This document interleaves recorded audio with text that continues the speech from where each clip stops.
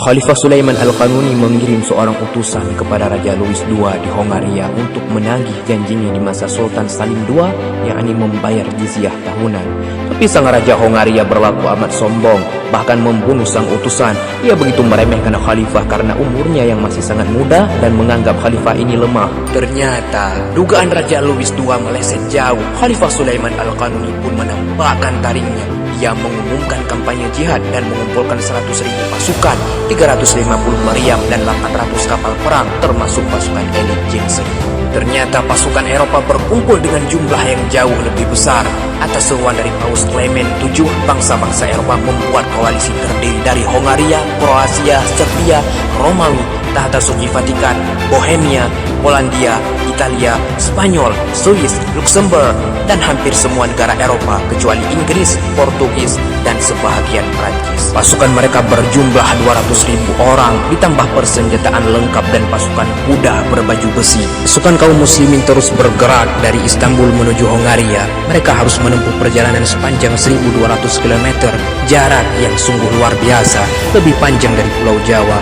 Tapi selama perjalanannya, kaum muslimin mampu membebaskan benteng-benteng dan kota-kota. Akhirnya, sampailah pasukan kaum muslimin di Hongaria Selatan. Tepatnya pada tanggal 29 Agustus 1526 Masehi, perang pun pecah di sebuah lembah yang bernama Mohacs. Jumlah pasukan sangat tidak berimbang, tapi kaum muslimin tidak gentar sedikit pun. Tidak ada yang mereka inginkan kecuali hidup mulia atau mati syahid. Pasukan Islam dipukul mundur oleh koalisi Eropa. Sultan Sulaiman Al-Qanuni memerintahkan pasukannya untuk mundur. Pasukan Eropa mengejar kaum muslimin dan detik-detik kemenangan mereka sudah di depan mata.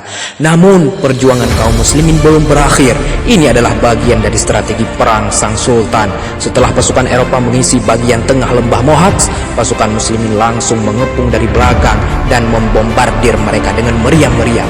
Kuda-kuda perang yang tadinya gagah perkasa dengan lapisan baja pelindung yang sulit ditembus oleh pedang dan peluru menjadi tak berarti di hadapan meriam Utsmani. Pasukan Eropa kocar-kacir dan melarikan diri. Namun di depan mereka membentang sebuah sungai Ciseli dekat sungai Danube.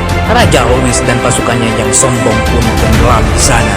Tahun 1526 Masehi adalah tahun kelam bagi kerajaan-kerajaan Eropa. Betapa tidak, dalam waktu sekitar 4 jam saja, pasukan Utsmani membabat habis pasukan-pasukan mereka. Dan sampai hari ini mereka tidak akan melupakan kekalahannya, sampai mereka membangun sebuah memorial di Mohacs untuk mengenang perang ini.